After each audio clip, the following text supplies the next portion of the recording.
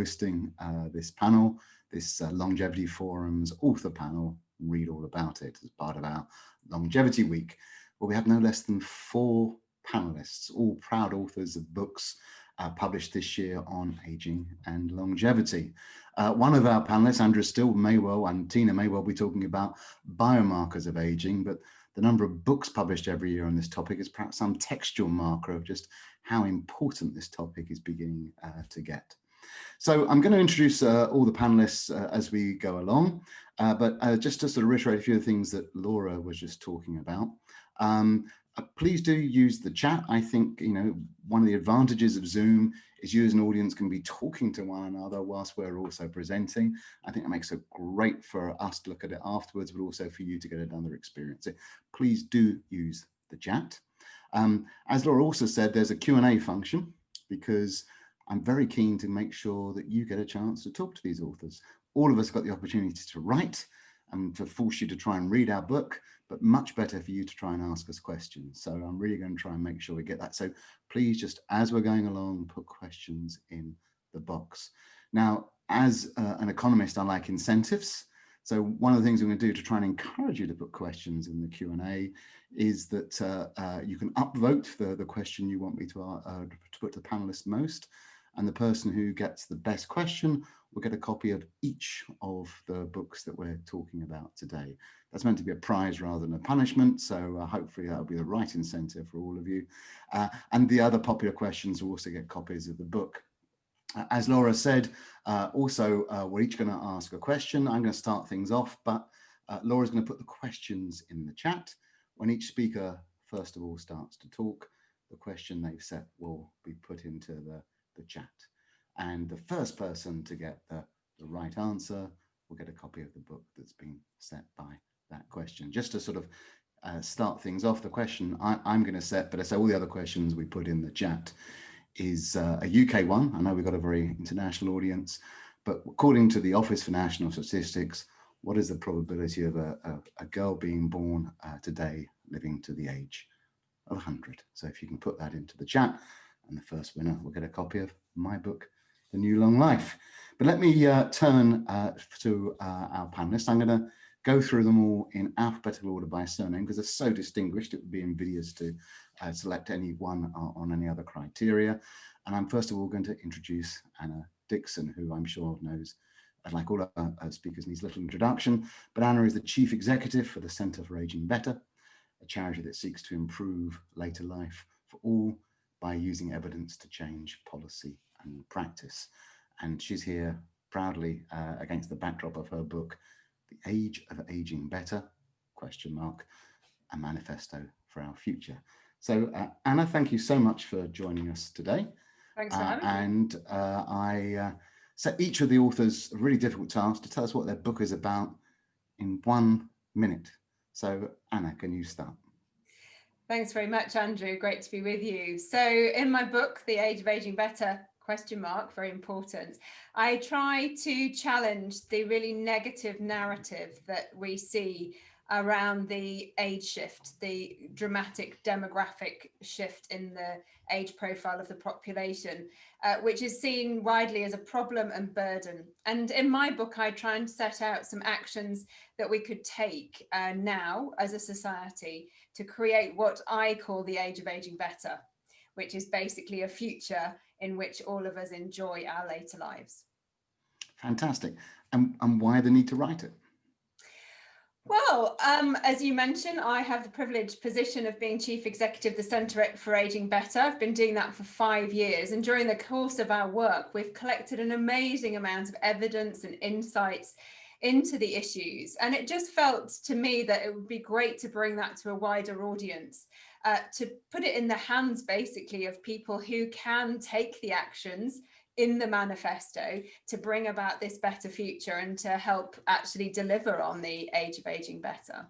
Yeah, and that comes through very clearly in the book, by the way, the breadth of evidence you collate, and having manifesto and the subtitle is great, because of course both you and Tina have been very involved too in trying to get policymakers involved in this. Andrew, I'm going to turn to Andrew Steele now. Andrew is interesting. Many of us have sort of taken various paths to come into this space, and Andrew has a physicist turned biologist turned author who decided that after his PhD, understanding aging biology is the single most important challenge in modern science. And good for you, Andrew. I tend to agree with you on that. And after 5 years working at the Crick Institute, using machine learning to decode DNA, analyze NHS patient medical records, Tina, I'm sure you can talk to Andrew about that later. He's now a full-time science writer and presenter. And his first book, Ageless, comes out December 24th, I believe, Andrew. Is that right? Yeah, that's right. December 24th in the UK. And since we've got a very international audience, it's March the 23rd next year in the US. And there are loads of other ones that I've lost track of. Well, I look forward to that in my Christmas stocking. So that's fantastic. So, but Anna was fantastic keeping to time. So, Andrew, what's your book about? So Ageless is about the exciting developments in aging biology that mean we finally understand what the aging process is, and we're getting to a point where we can start to treat it. And so basically what I wanted to do is get the word out about this exciting science, because I make the case in the book that aging is the single greatest humanitarian challenge we face, and that science gives us the tools to rise to that challenge. Brilliant. And why now? Why write the book? I just found that whenever I spoke to anyone, and that was, friends and family, the general public, policymakers, even other scientists, almost nobody was aware of the huge potential of this field of science. They weren't aware of the fact that we can routinely slow down, even reverse the aging process in cells, in animals in the lab. And they also weren't aware of the enormous humanitarian and sort of health benefits that we could get by taking these technologies, these treatments, and translating them for human use. So basically, I just wanted to get the word out about all this amazing science, because I think it's so convincing, it's so vitally important to all of our futures.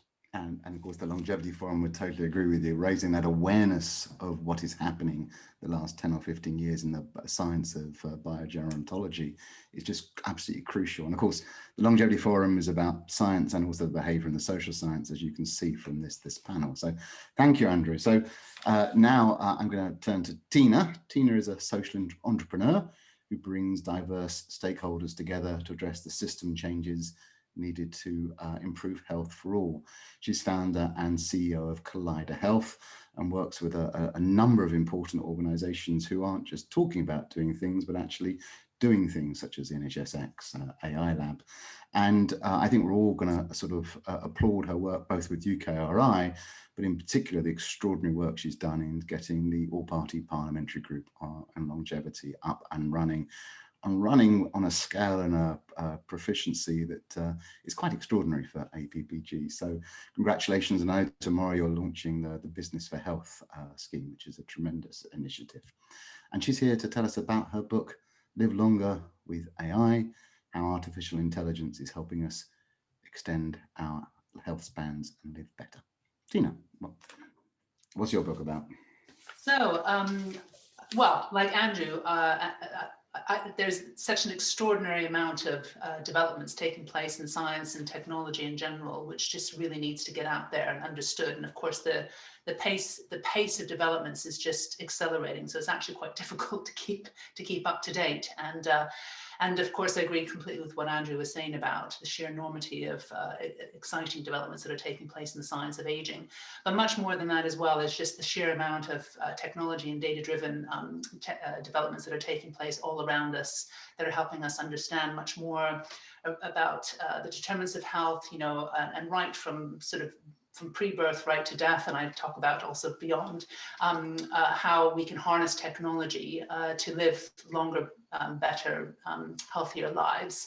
And the reason why I wrote the book was just as Andrew pointed out as well, I just think, the general public, and I mean, the citizen, and we all need to understand the implications of all these developments and how we can harness those developments. And of course, coming out of the whole sort of COVID experience, ever more so in terms of what we can do as individuals, but also at every level in society to keep healthy and well. And there's just so much that we can do. And I was approached to write the book a little over a year ago, and I thought, how in the world am I going to find the time to write this book? But I realized that it was really, really important, because everything that I'm doing, with the NHS and the All-Party Parliamentary Group and all my work with public sector, the private sector, third sector, there's just so much education that needs to be done to bring people to the same level, to a point where we can all then start to really look at the bigger challenges and how we can work together to solve them. Because what we face, and one of the biggest obstacles is the cultural mindset, which I know Anna had talked about. It's the organizational sort of and cultural inertias that all of us in organizations, have to address all the time. So we need to collapse that, really understand, the incredible stuff that's happening in technology, and what we can do as a wider group to really fundamentally address some of the biggest challenges in health.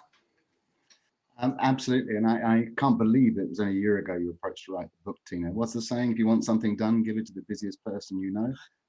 Tina, I'm just going to give everything to you to do. It's quite extraordinary what you achieve. So thank you to the other authors. I guess it's my turn now, and of course as chair I'm going to give myself 20 minutes to talk about my book. I haven't got a nice backdrop, but there's The New Long Life, which is my latest book with Linda Grattan.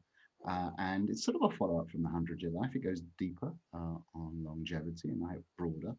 But really it's about looking at how technology, AI and robotics and demography, particularly longevity, are going to interact to completely change our lives. There's a saying, famous saying, demography isn't destiny and neither is technology. But there's a great deal of negativity about demography and technology, which is kind of weird because longer, healthier life should be a good thing and smarter machines should be a good thing. But we have to then say, well, what do we want from these developments? How do we prepare for it? And in particular, how do we get societies to support it? In other words, we need a social narrative to make sure that these trends are not determined to us by the actions of corporates and governments, but actually make our life better, which is what it really should be. So that's what the New Long Life is about. But I'm going to go back to Anna, and forgive me, I just get my notes together. You'll notice, by the way, that if you think about the topics we're spanning, the sort of I span the economics and the employment and the financial. Anna, certainly covers much of that as well, but covers heavily the social policy side of things. Andrew's looking at the biology and the science, and Tina overlaps with that, but also looks at the AI and health. Each book covers a huge range of topics, and of course we've got 48 minutes remaining to cover. So there's going to be a lot of overlap, a lot of things we don't talk about, which is, of course, why you should buy everyone's book. And I'm a data person, so I really like your focus on giving stats. And of course, I really like your idea that we should move away from the doom and gloom that is normally associated with an aging society. And you show lots of ways in which we can take practical steps to improve things. Actually, I did also feel reading the book just like, wow, there's just so many things to deal with there. So I guess the question is, are we making progress? What's your view on that? Yes, I think we are. We can see, some of the interest that's growing around the need to change the housing.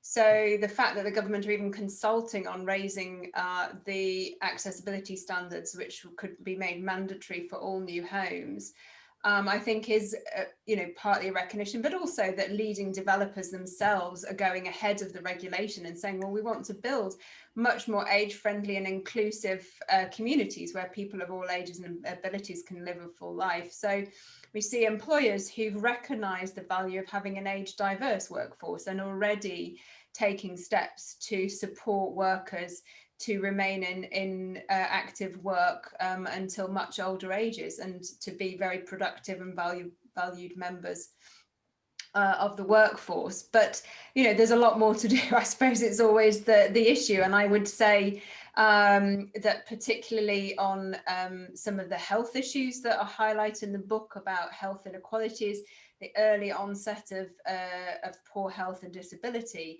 Actually, we've been going backwards, and I think COVID has really highlighted just the consequences of those health inequalities. And we may come on to this about how meaningful is chronological age. We saw some of the initial response was all over 70s are vulnerable, go and hide yourselves away, which didn't go down too well, but probably wasn't very science-based either. Of course, there's a very clear relationship with age, but I think we're going to understand that that's about biological age and not chronological age.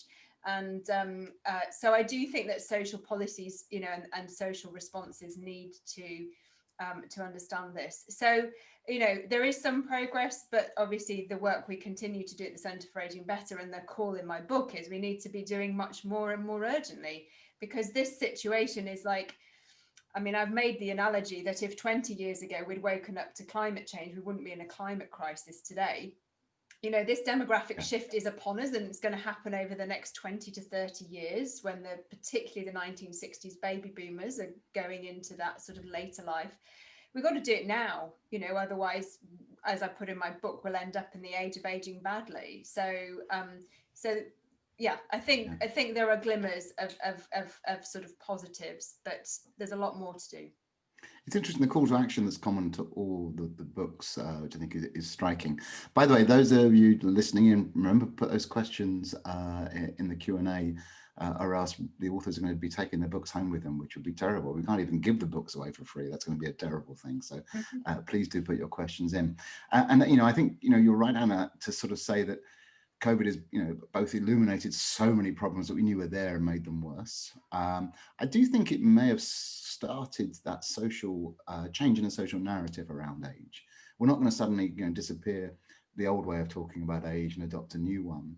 So I think, you know, that notion of chronological versus biological age. I'd also add thanatological age, like how many years you got left, which I think was a surprise to many people when they started talking about people in their 70s with comorbidities, and then seeing how many years that they can still expect to live is really, really important. That sheer diversity, I do hope we're starting to see progress being made. But I wondered sort of where you saw in your time and head of Aging Better, you know, which areas of departments have been more open and which ones you still want to crack? In particular in government? Yeah. When you say department? Well, so, up to you, governments or companies. Yeah.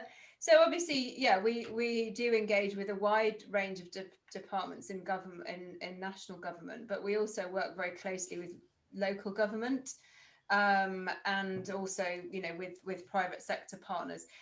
And I would say, in terms of, you know, national government, it was really great to see the industrial strategy put central aging as a grand challenge, which had economic opportunities. And so that was a real plus. But obviously, we've lost a bit of the focus, and it would be really great to get that back. So alongside rebuilding the economy based on some of the green opportunities, that we were talking also about the economic opportunities of aging. So I think it would be great to see that back again. And, you know, I think obviously there is a policy around supporting people to work longer. It's important to the Treasury, to the Department for Work and Pensions as well, that, you know, we have more people economically active, but obviously with the recession and lockdown, that's put a big dent in it. But we do get engagement. I think the problem is it's not joined up. So there has been a tendency to see it still as about pensions and about the Department of Health and Social Care. And I think where we see the best examples globally are where national governments have really seen this as a need to have a joined up whole of government strategy. And so that is one of the calls in the book. But I don't think all the solutions, not by any means do they sit in national policy. In fact, I think there are opportunities for local government, and we see this with the members of our UK network of age-friendly communities, our partners in Greater Manchester, Leeds, and our new partners Lincolnshire. We hope with them over the next 5 years we will be able to demonstrate for a rural area, you know, what changes they can make to create a better place for people to grow old, and to take action now to help people have a longer, healthier life. Yeah, no, thank you. I'm going to move on in a moment, but I do think, you know, it's one of the challenges for me about aging longevity is it's really just about life. It's about every aspect of life, which of course makes it goes across to every department. And there's a sort of Alice in Wonderland sort of nature, and you're almost soaring off the branch you're sitting on sometimes, because it's a specific issue, but it's a general one.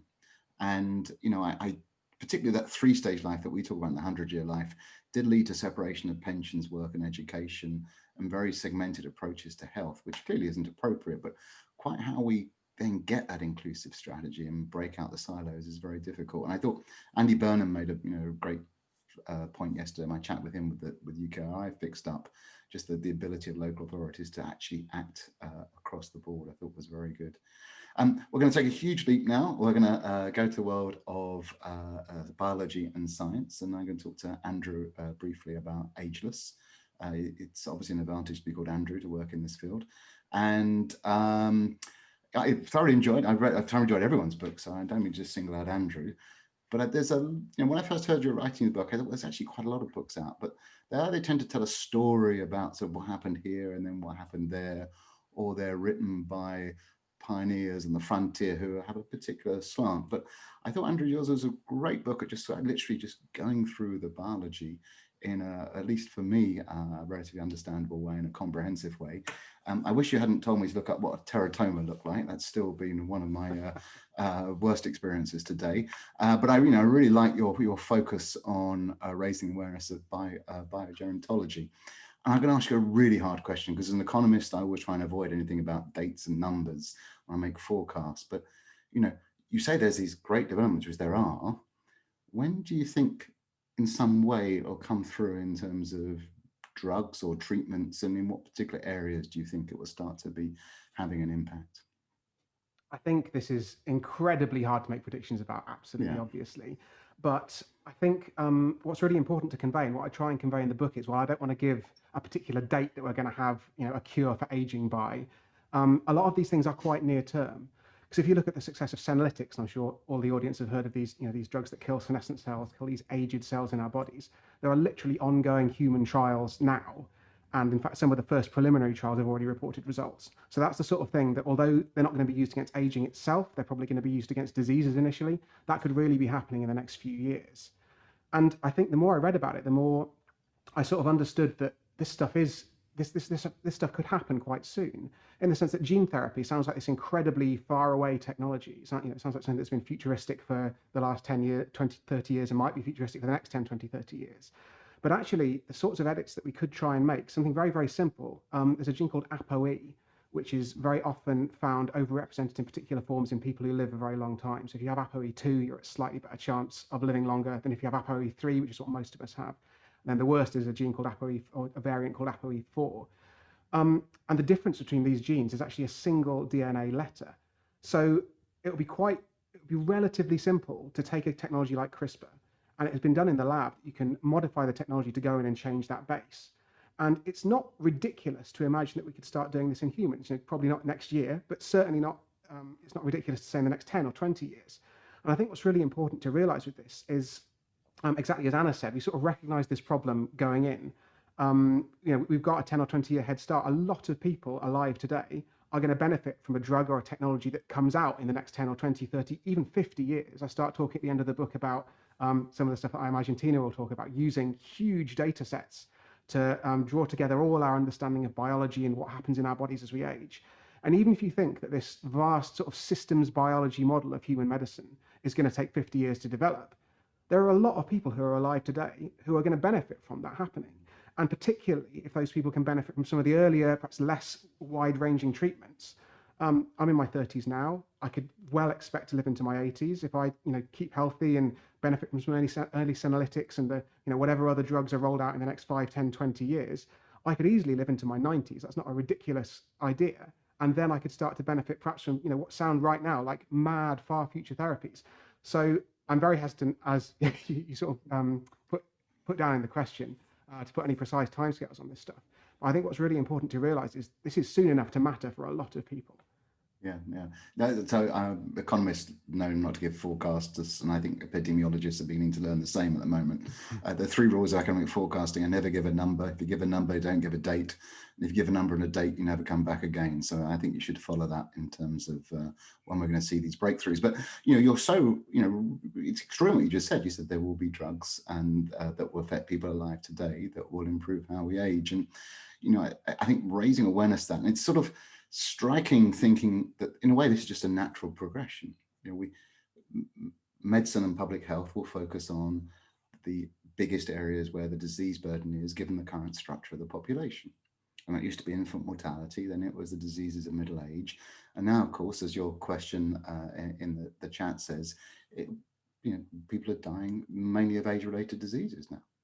And so therefore the natural focus is to try and focus on aging. And we know that evolution has never had much time to work. So we also know that the science is going to have I think, a disproportionate role compared to past innovations. But it's a very natural thing. And I'm doing some academic work myself with Martin Ellison as an economist at Oxford and David Sinclair at Harvard Medical School. And, we're just trying to put a value on these gains. And of course, what you find is that the more people get to older ages and the better they're aging, the more we value future improvements in aging. So I think we will just see more and more resources going into this area, which, if the resources can lead to an increased chance of success, that's great. But I guess that then, you in your book, which you cover, like everyone else, a lot of topics, you say we're going to go from science to medicine. So how does that happen? Is it happening? What are the barriers? I think the real barrier is funding. And I like your optimistic vision that we're going to start concentrating on this because it is by far the largest cause of death. But I think a real problem, and this, as I said in my introduction, it very much applies to scientists as well. This isn't just something that's, a problem for the general public, or perhaps policymakers haven't heard about this stuff. I found that when I was working as a biologist, if you speak to a biologist or a doctor, there's this sort of vicious circle in aging research, right? So I really wanted to work specifically in aging research when I got out of my PhD, and I found it very hard to do that because there aren't many groups working on aging. And that's because there aren't many professors of sort of biogerontology, the actual science of aging. And that means there's no one lecturing undergrads, there's no one writing textbooks. So I met a lot of people, very bright people with PhDs, postdocs, degrees from top universities, who'd never really come across a lot of the ideas in biogerontology. And what that means is that they come out of their degree, there aren't that many places to apply for a PhD anyway. And then, so say they apply for a PhD in cancer research. They then get a few publications in cancer research. They, become an expert in that field.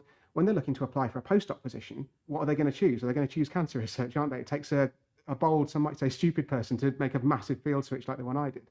And if you look at the data, that is entirely true. Scientists do tend to stick within their lane and carry on researching the stuff that they've already got experience in.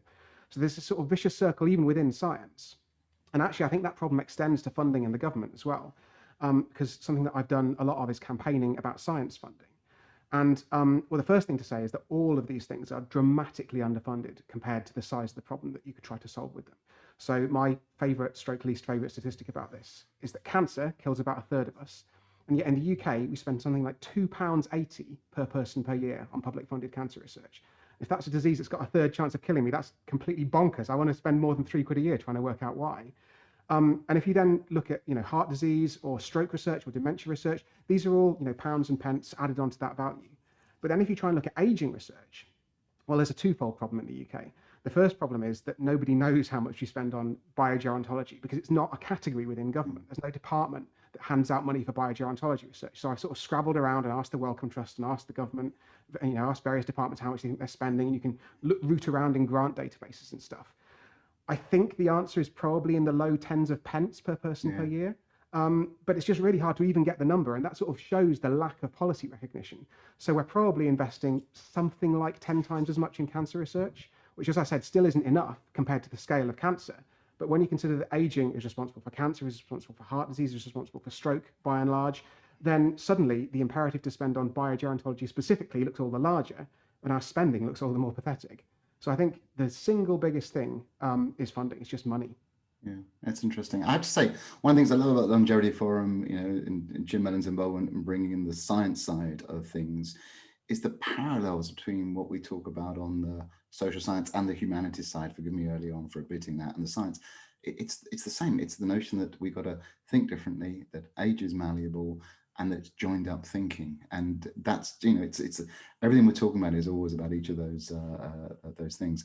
Well, you didn't say much about pharma. Are they a barrier? I mean, are they going to lose so much money from not saying the drugs that deal with the chronic diseases that they don't want to get involved, or what's the challenges there? I think it's that the research is at a bit of an early stage for pharma. I think there are a handful of opportunities for investors and for pharma companies where things like senolytics are close enough to development into human treatments that you can, a small group of investors who are wise can make some money doing this. But I think the sort of wider field is at a stage maybe 5-10 years before the point where a pharma company wants to pick it up. And that's absolutely not to blame pharma companies, because they're in the business of doing the expensive, getting the stuff from the lab to the clinic. That's a hard and expensive part of the process too. But I think what we really need is more philanthropic and government money, because the fact is, this portfolio of research, I've literally spent a whole book outlining dozens of different ways that we can slow or reverse aging in the lab. And every one of those has a chance of success. That chance isn't necessarily enormous for any individual thing, but if you're a government or you're a big charity and you can afford it, then you can plow in some money. And the fact is that the handful of these things that do make it through are going to absolutely knock everything else out of the park in terms of economic return. So it's just a really classic, if you know Mariana Mazzucato's entrepreneurial state, this is a time when the state needs to come in and act as that investment bank for these highly uncertain areas of research, because the social profit to be made from them is absolutely vast, even if we're not quite at the point yet where private companies can necessarily make a killing from it. Yeah, no, I mean, the environment, aging, these are public goods where the social return exceeds the private return because of so many externalities and spillovers. So I tend to agree. So thank you, Andrew. I'm going to move on to Tina, who's been waiting very patiently and wishes her surname did begin with a W. So again, I thoroughly enjoyed your book and the call to action. I've got to confess, Tina, when I first heard you writing a book about AI and longevity, not about you in particular, I thought, I wonder what it's going to be like, but it sizzles with all sorts of wonderful and interesting characters and stories. And congratulations for writing a book about longevity and aging, where you got the world's strongest man. I think that's a brilliant, brilliant idea to try and sort of shift things. And we know AI raises so many issues in society, and you're looking at AI as a force for good. And I just actually wondered whether you want to sort of say how much AI is already out there actually making a difference. I mean, I know there's a lot more to come, but to what extent is AI already there doing things? Well, first of all, AI is everywhere. It's in all of our lives, and also, every time we use our phones, order stuff, AI is literally ubiquitous in everything that we're doing. It's just that we just don't really understand where and how. But of course, harnessing that technology has huge potential in health and healthcare. When I was approached to write the book, they were keen on doing a book on AI in healthcare. Now, of course, there's huge amounts already that are taking place in healthcare, and what some of the prime examples are in diagnostics. So it's always the person talking about technology who has the technology glitch. It's a terrible thing. So just wait a little bit. Perhaps Tina's going to. Because of computer vision technology, AI. Oh, you're back, Tina. Carry on. Oh. We lost you for a bit. Oh, sorry. I got lost. So I don't know where I stopped, but so in healthcare, there are massive applications already that are underway. And of course, I'm doing quite a lot of work with the NHSX team and academic health science networks in that arena. And so that there's clearly massive opportunities in terms of healthcare, but what I'm much more interested in, this is why big tech are so keen on it, is what we can do in terms of what I call the non-sick space, the healthy space, which is basically the whole kind of like 85 to 90% of the wider determinants of health. So, what happens in hospitals and GPs and surgeries, that's about 10 to 15% the quality of healthcare that we get. But the really interesting part is all that stuff that's happening outside healthcare, what we can do to keep healthy and well.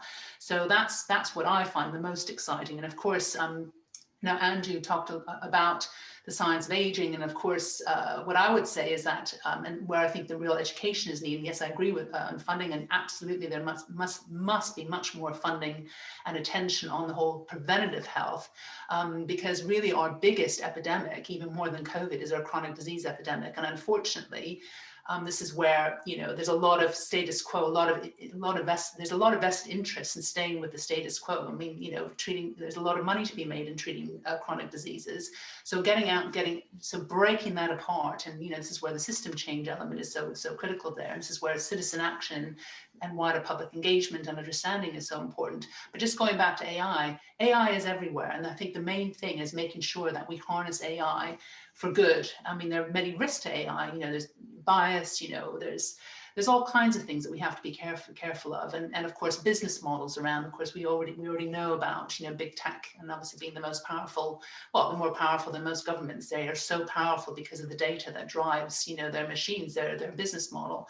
So that's something that obviously I look at in the book, because that's a massive risk. And of course, I'm particularly interested in the power of data and harnessing data for wider public good, and where again we have to look at our data models and our policy and regulation around that. And that's a big focus, obviously, of all the work wearing my sort of parliamentary hat that we're doing at the moment, is looking at these the data economy and how that might evolve in line with delivering more social returns for national health. And I think so those so I think AI in health is, I think, the really interesting bit. And Andrew speaks to, and I think biomarkers is obviously something that Andrew will have covered. And I'm very interested in biomarkers. I'm very interested in harnessing multimodal AI, analyzing the patterns between all these different data sets in the data that we generate as we go about our lives, what we're eating, how we're moving, whether, our green spaces, our whole response, to the environment is a massive, massive area of research at the moment. I talk about the exposome, how our bodies, how our genes are influenced by our environments, which is what we eat, the microbiome, that whole space around, the environmental, and it's not just pollutants in the air, it's our whole response, which is very, very individual to what, even the way, someone might eat exactly the same thing, but their response to that food is completely different because of their own innate makeup and also microbiome. So this, again, is where AI can be so powerfully harnessed to understand what is going on at an individual level. And then, of course, through aggregated data sets and through looking at all those patterns between all these different data sets, you can really start to understand what is going on in terms of putting people at risk of disease, what you can do to intervene, and things like, for example, supplements, vitamins. It's a multi-billion-dollar market. Most of them are a complete waste of money because they don't do anything. So all this research on what we eat, the supplements, drugs, for example, are also very individual. Pharmaceuticals are very individual. Pharmacogenomics is a massive area of research. All this, and this again is where AI is so interesting, and the developments that we're seeing are absolutely mind-boggling, literally. Things like protein folding. I mean, that's the most complex mechanism around, and even Google or they've got all these algorithms that can, and that of course is the root of many diseases. So these are all the sorts of things that AI is just incredibly well equipped to actually unfathom and understand. And so I'm incredibly excited about that potential. I mean, it's about making sure that we can harness that potential, make sure that it reaches as many people as possible, and making sure that our business models aren't just driving up the profits of big mega companies as we're seeing now. And of course, there's a whole alternative model in China with WeChat, and they're galloping ahead of the US in AI. I mean, just because of the whole way that they're gathering data on all their citizens, billion plus citizens, and they are absolutely galloping ahead in the AI race. But so we've got a real tension between geopolitics, the data models that currently exist. And I think that it's a really interesting time, for the UK as we're leaving the EU. And of course, the EU is got some very interesting policies around data and AI and the common digital market. We've got Estonia and Finland doing amazing things in terms of their e-citizen program, how they harness data, to the benefit of their citizens. I'm really interested in that. And of course, I do cover that off in my book, because I think we as citizens, yes, we can, from a selfish point of view, we can understand all these, how AI and technology and all these gadgets and wearables and things in the home and all these opportunities, how that can benefit us individually. But I'm much more interested in how we can use data to understand what's happening in local areas, how that can feed into housing, how that can help at a macro level, help, keep people healthy and well, close the inequalities that Anna was talking about, so that we can harness data for wider public good to equalize the inequalities that we have in society. These are amazing that we have. Exactly. It's also clear how big data and AI is developing very differently around the world. Just remind everyone listening, please keep those questions coming. Upvote the questions you want me to ask the most, because we're going to come around to Q&A soon. But let me just go to you, Tina. And you focus a lot on how much we're aging is not genetic, and of course that's a theme in all of our work. And of course, the growing inequality just proves that these things are not genetic. It's quite extraordinary how often I find people saying, well, the falling life expectancy in the US amongst a certain group proves that longevity gains can't continue. It just shows you actually how malleable these things are. And also your focus on the non-sick space. I do think a big challenge with the aging agenda is a sense that it may be owned by the health authorities, where I think so many of the inputs into health that come from outside. Health is almost an output and needs to be thought about elsewhere. But I want to come back to the sort of the big data, because there's a lot going on in your book, which you show just the richness of the agenda and the scale of the opportunity. But there's the notion of a lot more data will help us truly understand how people age and will speed up drug discovery. Then, as you just pointed out in your answer, we're also going to find out just how individual everybody is. And that richness of individual data is going to be key, and that may unlock gains. But I thought that was really interesting. I can't remember which of your interviewees said, you know, we already know some things: don't smoke, don't drink, don't eat too much, keep moving, keep exercising, sleep well. And if we ask everyone listening in here who's pretty switched on whether they do those things, I'm not sure everyone would say do all of them. So how do we go from information to action? And how do we sort of get that, I don't know if it's a nudge, or how do we get the behaviors happening?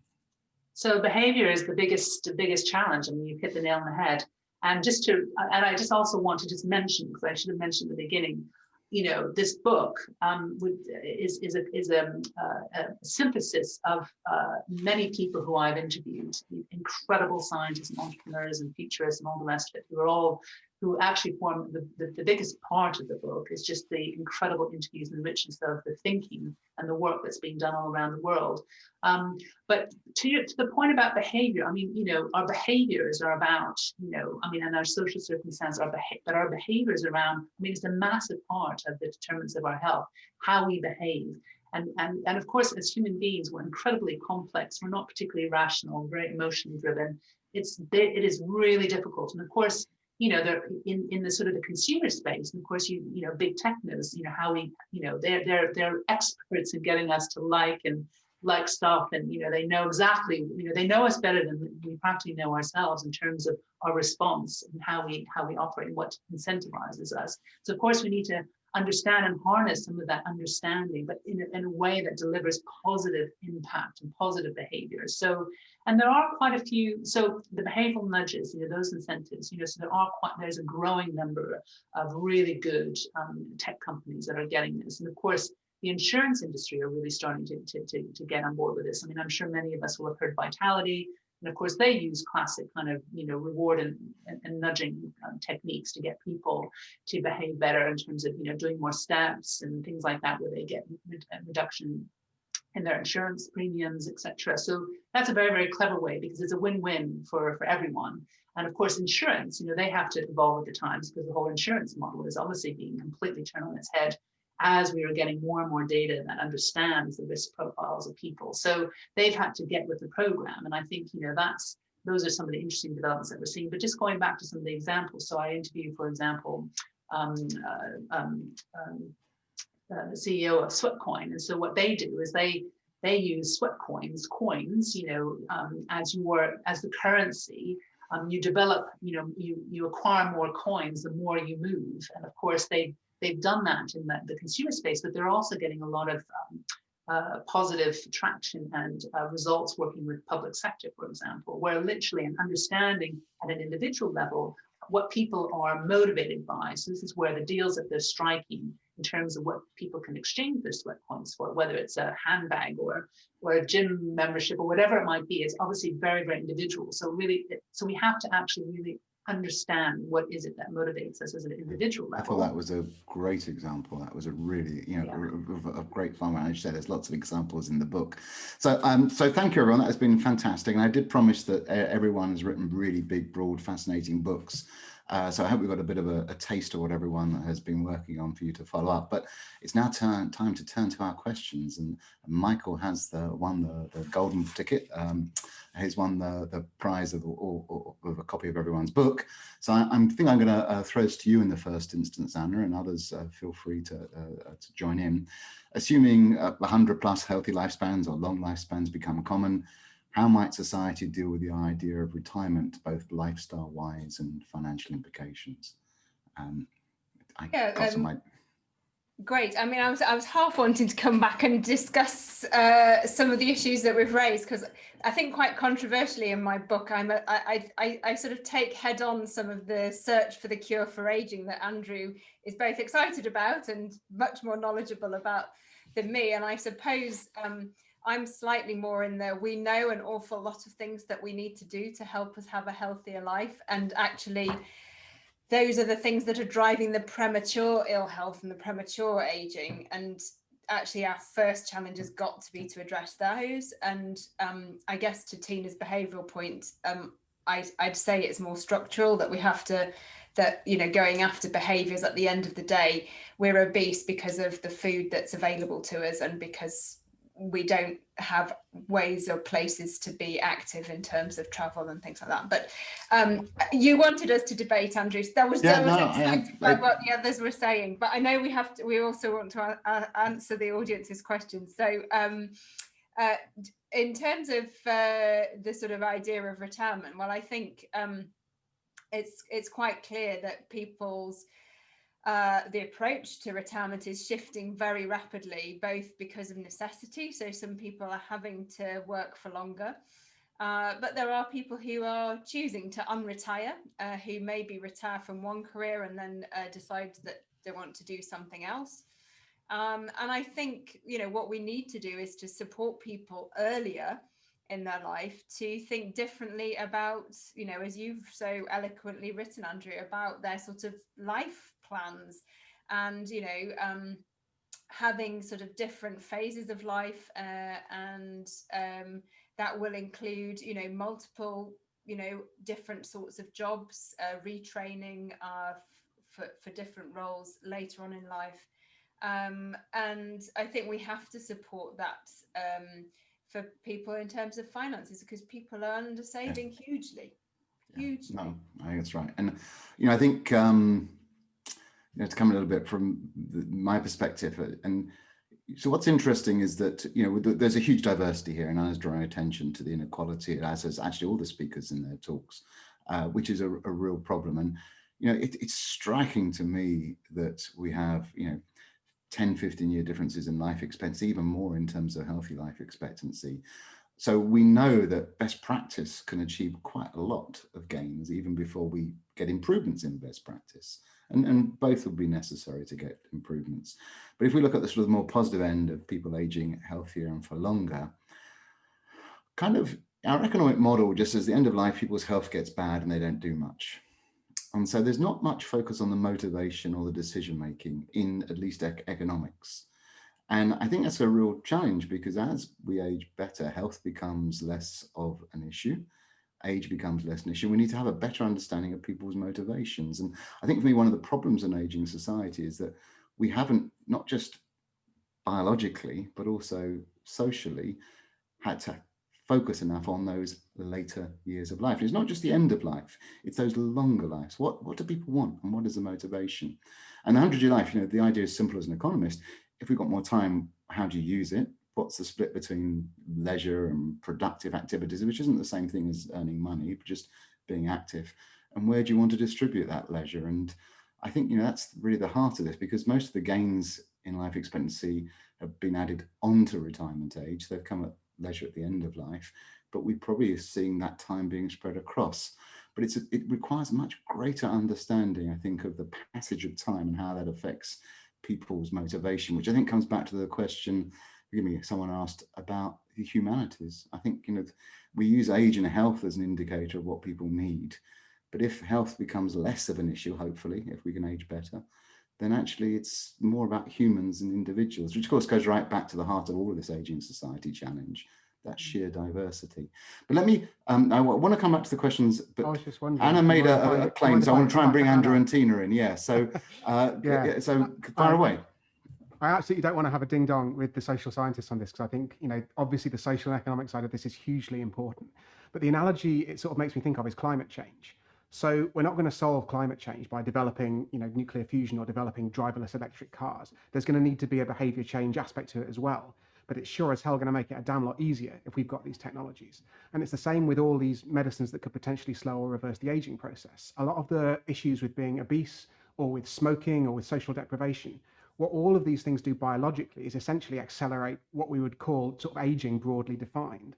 And so if we do have those medical interventions, we can come up with preventative treatments that can attack some of these social problems at their root, which is the fact that people are getting biologically older and therefore more frail and losing their mental agility and so on. So it's certainly not a panacea, and I wouldn't want to paint it as, we should cure aging and that will solve all of humanity's problems. But I think having the sort of technological and the medicinal stuff in our back pocket is definitely going to make all these kinds of things easier to solve. Tina, do you want to add anything? I would just add,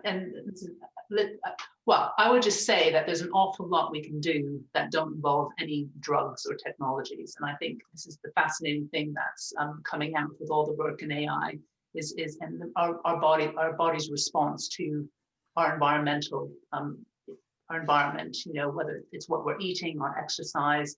So, I think, so what I'm saying is that and I just wanted also to add to Anna's point. I mean, I think there's some structural things, some things like making sure that we don't just feed junk food to our kids, and making sure that, good, healthy food is available and accessible to everybody, because of course it tends to be more expensive. Having places where people can exercise, good parks, dealing with housing, those actually will deliver a huge returns, those things. And it comes back, and I'll just, it comes back to all the things that our grandmothers have told us over the ages. It's getting your fresh air, getting your exercise, eating well, eating your greens, seeing your friends. It's these simple things that we just need to make sure are available to everybody. So good quality food. And of course, so the science is just showing us, why these things are actually so important. And this is at the root of the preventative health point as well. So I think this is the challenge, because I think everything is around that keeping healthy and well, and everything around the determinants of our health. And this is where policymakers, government, business, us as citizens, we all have to work together, joining up the dots. So I think there's obviously a very important role for medical interventions and new drugs and all the rest of it, but I think it's a much wider game than that.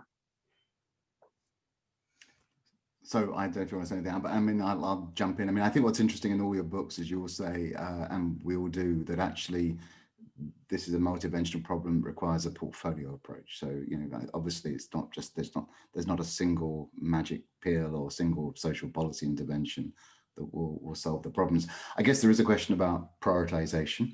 And, I think what's interesting is, if you look, for instance, at the terrible statistics in the UK about social care during COVID, the question is, why did that happen? And I think, what you've got to look out for is groups who are kind of disenfranchised and who can't influence the agenda. And I think, that's sort of key to making sure that whatever we do, whether it be around housing policy or medical developments, that everyone somehow has a voice in the process, because then they're going to get the benefits.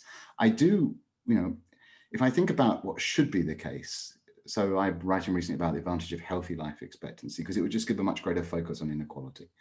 Because it should be a lot easier to close that gap than it is to increase the health of those right at the top who have got the best healthy life expectancy. The only thing is, I don't know if that's true. I mean, if you think about how profound the social agenda that Anna lays out in terms of education, housing, jobs, movement, it's a deeply profound agenda, which it should be easy to get everyone to say, look, that person's living the best and let's get you to that level, rather than get the people living the best to a higher level. But that's actually going to be incredibly hard and difficult. So the danger of these longer lives is that it gives more time for inequalities to become more important and compound. Whereas, of course, what it really should do is give an opportunity that starting point doesn't matter. You've got more choices to get to where you need to be at the end. And I think that's also why we need to go right back in the longevity agenda to early stages, because that's kind of really, really crucial. But anyway, so I'm going to use chairman's privileges to try and go to look at some of the other questions. Amin has a question asked to me about what's the most undeserved consumer need. I've got a slight problem answering that question. It's a great question, but there's a tendency to sort of look at the sort of 65 plus as a single market, which you wouldn't look at the under 65s and say, what's the single thing missing? So I think, the problem we've got with the over 65 market is twofold. The thing that Anna referred to is that age inflation, 70 is the new 65, in a sense that you don't need to do anything, because if 70 is the new 65, you're already catering for them. And then there's just the diversity. But I think what is clearly going to be the most valuable thing for consumers going forward is making sure that we can age well. And anything that helps us age well is going to just be, I think, an enormous market. And that's the heart of what everyone's talking about here today. But Tudor's got an interesting question. I don't know if Tudor is from the science or the humanities or the social sciences, but the question is, do you have any advice for aspiring aging researchers? I'm going to throw that open to Andrew, first of all. It's a tricky one, because as I said, I think one of the biggest bottlenecks if you want to get into aging research is just the sheer lack of opportunity to do so, because there aren't that many groups that are doing it. But I think the best thing to do would probably not be to do a physics degree. That would certainly be my recommendation. Make sure that you get a good degree in biology, get a solid PhD in, I think, quite a lot of biological subjects. And actually, one thing that I found very useful for me, as a physicist, I've literally never used a pipette, so I wasn't very much use in the lab. But I worked as a computational biologist. And I think depending on your background, then that can be a useful avenue as well, because the fact is that data are being generated in increasing quantities across the whole of science, whether you're looking at medical records data or genomics or proteomics, or there's no lab in the world that isn't producing more and more data and more of these sort of unbiased techniques, things like genomics and proteomics, that look across the whole of an organism. And so what that means is that, if you've got some mathematical skills, if you can program, that's certainly going to put you in a good position, I think. Tina, any thoughts? Sorry, what was the question again? Sorry, I was busy looking at the chat. Sorry. I know, it's fascinating. Advice for aspiring aging researchers. I'm also going to ask Anna in a moment as well. Advice for aspiring aging researchers. Well, I mean, it is just absolutely gigantic and colossal. The opportunity. It is so important. To invest in this, to fund this, to fund it better. Because we are just, so much is known already, but it's more around the interventions, what we can do to actually delay the process, and see that as part of an armamentarian approach to how we can keep healthy for as long as possible. I mean, at the end of the day, the goal is to increase the quality of our life, our health, as much as possible, compress morbidity at the end. And that's where a lot of the research, like with supercentenarians, for example, that show that, yes, your genetics are part of it. And yes, but what we find in that particular situation, of course, Nir Barzilai is the expert there, is that they have a very, very short period of where they're ill and then they die. I mean, that's kind of like the holy grail. But, except for the handful of us, and there are some who'd like to live forever. But I think the fundamental part of it is actually really understanding how to keep our health span going for as long as possible. I mean, that's a really interesting bit, and there's massive amounts of opportunity for anyone in the research community to kind of really get involved in that. Now, you've got a background in health and health policy. Any thoughts from that perspective? Yeah, well, I mean, I think, though, I would just say whatever area you're in, then there is an opportunity to look at the issue of aging through that discipline. So if you're an architect, how do we design better for an aging population? Or if you're doing like product design, if you're an organizational psychologist, what does that mean to recreate workplaces to be able to enable people of all ages to work effectively together? Whatever research discipline you've found yourself in, I would just really encourage you to apply it in an interdisciplinary way to some of these challenges, because it's exciting, it's interesting, you could make a big social impact. And so in a sense, don't ever see that whatever route you've chosen, that there isn't an opportunity for you to get interested in and engaged in this field of research. Yeah, I think that's a really good point. Actually, I should have said something similar in my answer, which is that because aging is one of the few sort of truly universal processes in biology, it doesn't matter if you're an expert on mitochondria or genomics or any part of the cell or any part of the human system, there is going to be some way to apply that biological knowledge you have. So in some sense, it's actually, it's still worth getting a PhD in a field that isn't aging per se, because you'll probably find out that, later on down the line, you can apply all that biology that you've learned. Some highly specific microscopy technique might turn out to be absolutely crucial to some group who are answering a particular question that's relevant to aging. So there's just so many different ways to get involved. I don't know what discipline tutors are coming from, but I would just say go for it, because I can't think of a topic that is more intellectually fascinating, so socially and individually important, but is so misunderstood, with potential for extraordinary insights to come. Ideas are the way we change the world, so absolutely go for it. My only worry is Max Planck said science advances one funeral at a time, and if we're living these very long lives, that's going to have a terrible impact on scientific innovation. So we need to find ways to... In response to that, there was actually a study done that tried to work out whether that was the case. And they found out it wasn't quite true. And in fact, there was some evidence that having the sort of optimal lifespan for a top scientist is shorter than current natural lifespans, because it appeared as though they looked in the study at premature deaths of sort of leading lights in science. And what they found was that although the research in their very specific niche tended to progress less, you sort of let 1,000 flowers bloom by cutting down that person at the very top. So I think, and this is sort of an insight into a lot of the social side of this stuff, a lot of the problems that people say might happen as we live longer are problems that we in many ways have to address anyway, but we don't necessarily recognize because we think that current lifespans are somehow natural or normal. No, I agree. I mean, I always say how wonderful if Plato, Socrates, and Aristotle were alive at the same time. There is another study, though, that shows that actually it is a problem for academia. So it may be that not every academic is as good as Plato, Socrates, and Aristotle. But there, we couldn't possibly discuss that. Now, we're coming up against time. I did have a final question to ask the panelists. I'm going to ask them if they can just drop it into the chat so you can see it while I just do a brief summary. And the question I was going to ask to each of them is that, what is the one thing they could do right now, the big change that they think would be the most positive thing for addressing this agenda, other than, of course, you buying their book? So if you can just perhaps all drop that in the chat. What's the one most important lever that you think if you could pull would make a big difference right now? So I can ask the panelists to do that.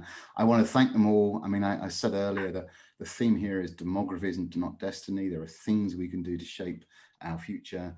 Age is, to a degree, and perhaps even more than we might think, listening to Andrew, malleable. There's no one big thing. There's lots of different channels, whether you're looking at the biology or the social science. It varies enormously by individual. It's about life. It's about people. So it is going to require a portfolio approach, but it does require a mindset change.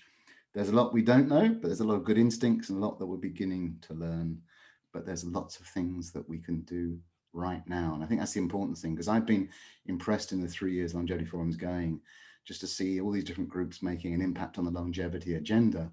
And sometimes I worry that we're raising awareness more than we've got good answers. But actually, I think reading all these books has made me more optimistic that there are things that we know that we can do right now. So I'm sure everyone would like me to thank the panelists. Thank you so much. Thanks for joining in the questions and everything. Congratulations to the winners. And thank you to one and all.